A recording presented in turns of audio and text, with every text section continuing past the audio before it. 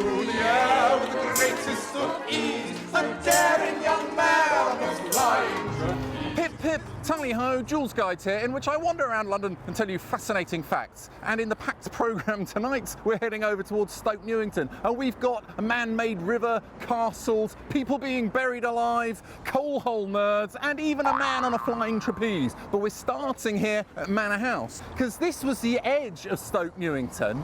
And there was this fellow called Thomas Widdows who lived in this cottage here, but his workshop was down in Stoke Newington Church Street, next door to a school called the Manor House School. And when they started developing this area, he decided it was a good opportunity to turn his cottage into a pub called the Manor House. Even Queen Victoria visited when she was on her way to Cambridge to change horses. Actually, it was rebuilt in 1930. But the reason most people know it is because it hosted loads of famous bands. Rolling Stones in the 1960s, they did weekly gigs. Jimi Hendrix performed there, Eric Clapton, Cream, and most importantly of all, Little Ostloo.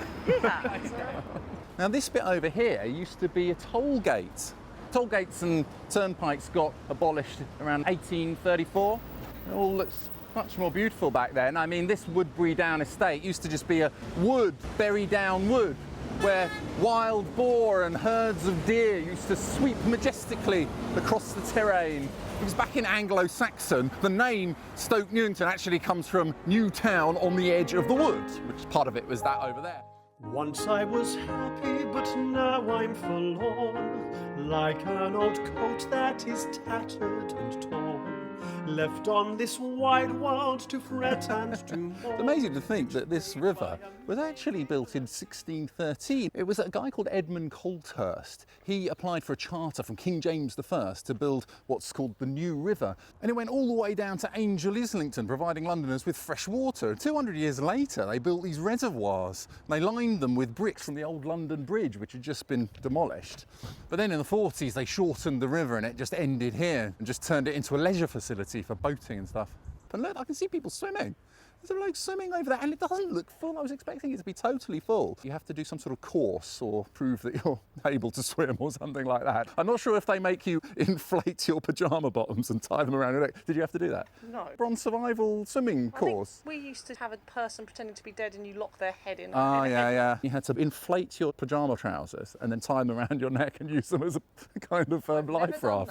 That's a good tip. And then on the other side, they've got the Wetlands Centre, where you can just go and see lots of wild birds and stuff. The girl that I loved was so handsome, I tried all I knew her to please, but I could not please her 1/4 so well, like that man. This castle up here is amazing. I mean, it's not really a castle. It's actually the original pumping station for the reservoirs over there in the New River. It was designed by a fella called William Milne, because the local residents didn't want a pumping station looking all ugly and industrial around ruining the nice scenic countryside, whatever. And so he disguised it as this, and he's built it on a mound, so it's got kind of moat around it, and he's even got his initials around the side on the wall, sort of like William Milne was here in 1850. These chimneys and turrets and stuff, they all house things like a water tank, vents, flues. These days, it's a climbing centre, so if you go inside, you can do all this indoor climbing stuff, but of course it's closed. But his dad was the one who built the Blackfriars Bridge.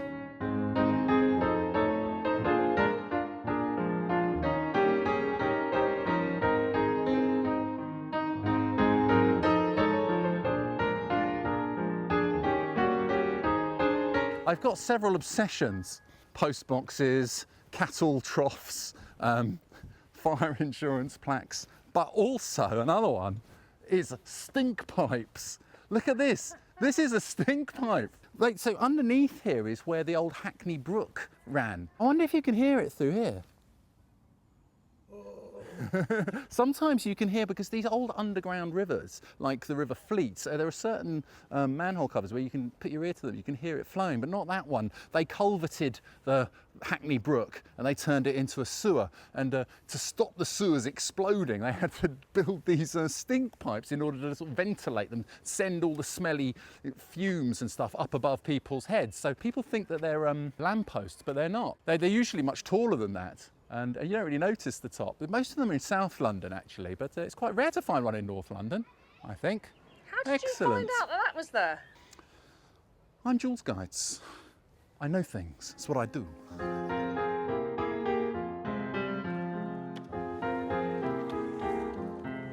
Clissold Park is really beautiful. Over there we're going to go see Clissold House, and when they were digging the bricks for that house, they dug these pits here which became these lakes, and now they're kind of wildlife nature reserves, and they've got terrapins in there, and swans and ducks. The terrapins, excellent. Feels like I just suddenly entered the countryside. They've got deer, they've got like a whole menagerie here with deers and goats and what have you. You can play tennis over there. I have played once with Ted. We used real rackets, not wooden rackets. There's some birdies coming up. Not these girls. No, I thought I was going to say. Oh, they're all up there, like little parakeets. Yeah, as usual, I can't even see if I'm filming them or not. And the Stoke Newington was famous for its abolitionists, Quakers, trailblazers, writers, dissenters, probably anarchists too. One such abolitionist and Quaker had this house built in 1790, Clissold House. Jonathan Hoare. I'm going to call him Hoare, okay, Jonathan Hoare. His brother, Samuel Hoare, was down in South London, friendly with William Wilberforce and all the abolitionists there, and then they moved up to North London. His brother has that big house over in Hampstead. It's a Hampstead house, the one near Whitestone Pond, which is all completely dilapidated. See, now I don't know if this is actually a boundary marker or whether it's to indicate when Clissold House was built, but it must be a boundary marker because look, over here, haha, looks like one of these 19th century boundary markers. Can you see? It says SN, and that means it's Stoke Newington, and this one is South Hornsey.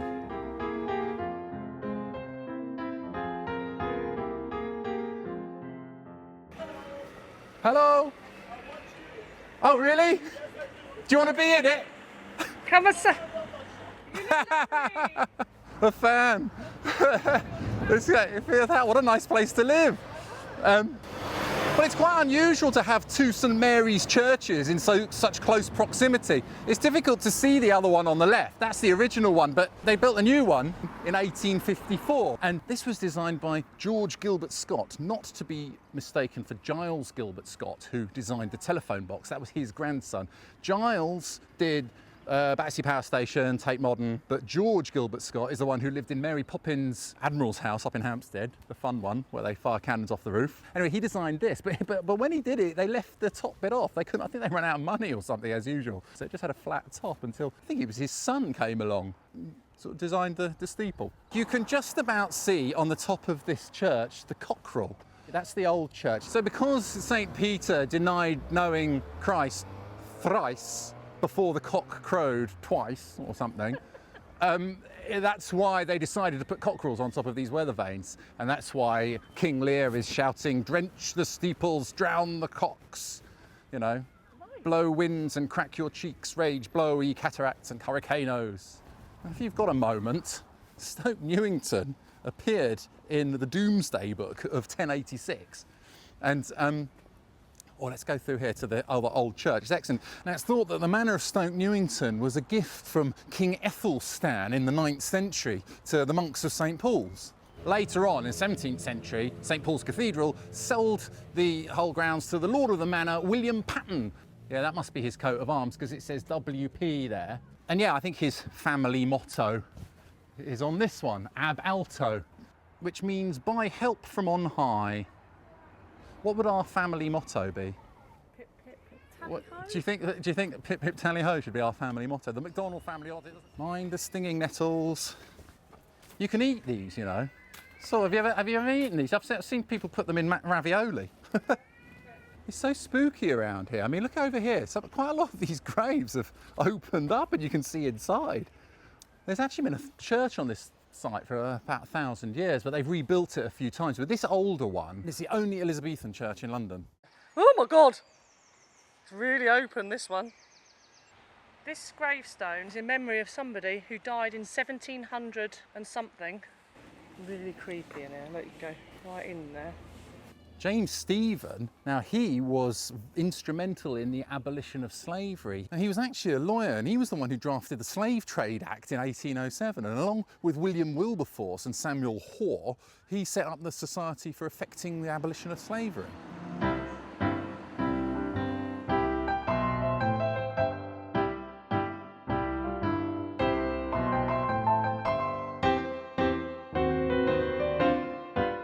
Obviously, back in the 15th, 16th century, this was just a hamlet outside of London. In fact, someone tried to assassinate King Charles II from a house here. He had a gun. One of these houses, I don't know which one it was. Now, the school that I was talking about earlier on, the Manor House School, it used to be here. It's also where Edgar Allan Poe attended as a child. He's the one who wrote all those creepy ghost stories which mentally scarred me for life as a child, like The Pit and the Pendulum and the Murder in the Rue Morgue. It's not surprising, really. He was probably influenced by all the creepy cemeteries around here. Sort of tripped over one of those open graves or something and came up with the Mask of the Red Death.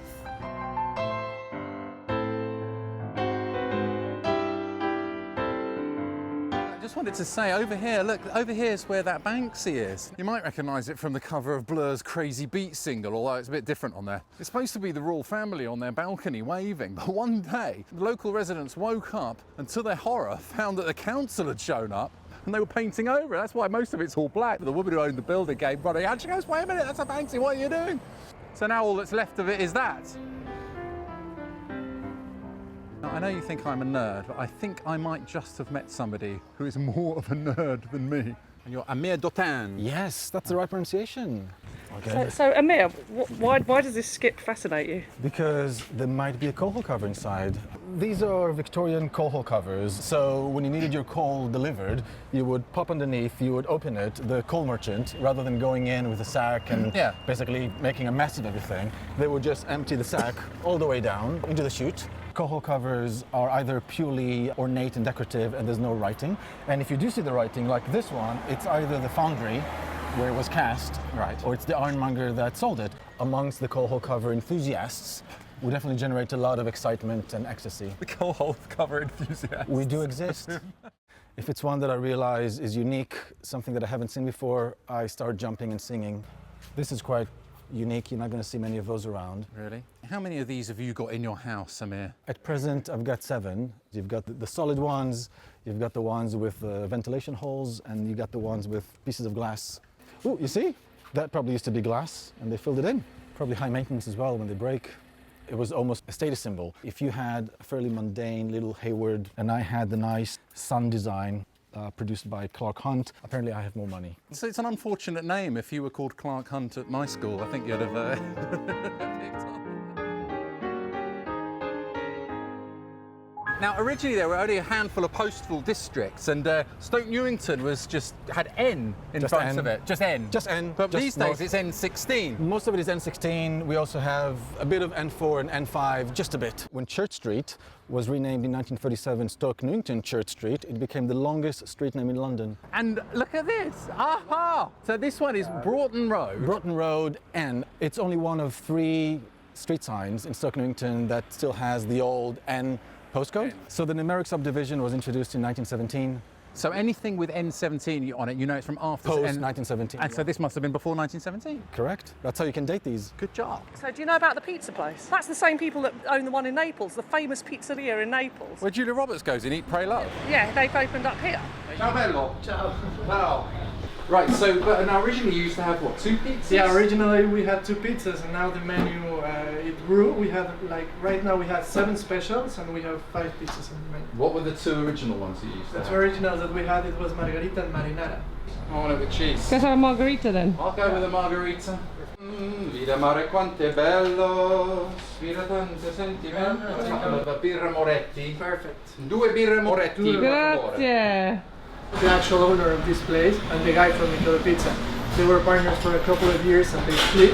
The owner of this place kept this place. Yeah, maybe the other person put a pineapple on the pizza or something. And or ketchup. You know? There it is. It's real. Bellissimo. Così buono. Buonissimo. But when you look at old photos and you realize just how picturesque, this was actually the most picturesque part of Stoke Newington.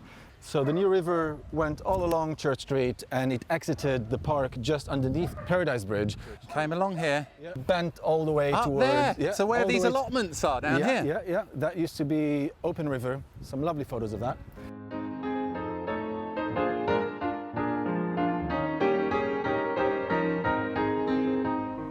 Oh, I wanted to go for a drink in here. The Red Lion. Stoke Newington used to have 40 pubs back in 1910. Now it's, I think over the years they lost about 20 of them. There's still quite a lot of pubs. But this one is where the crafty cockney Eric Bristow used to go and practice darts. They always have these nicknames like Andy the Viking Fordham and Mervyn the King King. It's such a rubbish name. But no, just down on this little road that comes down beside the pub, you've got what used to be the parish lockup. Look at this. This is the parish lockup where they used to keep the whipping post and the pillory, the stocks and whatever, and like a watch house for before the days of the police. I mean, if you're drunk and disorderly or something, they could come and lock you up in one of these places. It's got the year there, 1831, does that say? I don't know what they use it for now. It's probably an expensive property in what is essentially a prison cell. You can still see the old iron bars on here. Can you see these? Anything you fancy, Julian? I don't know. Doesn't have any prices on. Leonard Nimoy. How about that? That's quality. A bloke from Star Trek, isn't it? Yeah, Spock. Didn't know he did an album. Wow. Yeah, there he is, look at that. Hits like, I'd love making love to you. I don't know if it's open, but the old Shillelagh pub over there, they say it's supposed to be the best pub outside of Ireland, but I'm sure that all the Irish pubs claim that. Back in the 1920s even, they had sheep and stuff being herded up this road. Because you see all these old, what they call them ghost signs. There's quite a lot of ghost signs in Stoke Newington. And this one's for fountain pens. And around the side here is the Westminster Gazette. Do you know what a shillelagh is, by the way? No, what is a shillelagh? It's kind of like a wooden stick thing. Is it? Yeah. What do you use it for? Beating you over the head. And just over there, on the corner, is where Daniel Defoe, who wrote Robinson Crusoe, lived. Now, Daniel Defoe got himself into some serious trouble after he wrote this pamphlet criticising the way that certain people practiced their religion. Most notably, his neighbour, Sir Thomas Abney. He lived just over there. We'll go there in a second. What they call dissenters. And actually, he was a dissenter himself. Eventually, they put posters up all over Fleet Street trying to look for him. He went into hiding, but they managed to catch him. And then he was put into the pillory, which is that one, where they put your arms in, not the stocks, where you put your feet in. People come to chuck rotten apples at you or whatever, but in his case, because quite a lot of people liked his writing so much that they came and just threw flowers, which I think is rather charming. By the way, if you want to get to Stoke Newington, it doesn't have a tube station. Well, it's got the overground sort of Stoke Newington station, but the 73 bus is the one that I always used to get up to come and visit my friend. And that, in the old days, you remember when they were the bendy buses? Oh, yeah. You used to get the bendy bus. We used to call it the free bus because it was one of those ones where you didn't have to show your card to the driver. So of course everyone didn't buy a ticket. I think it didn't last, and also it caused a lot of accidents.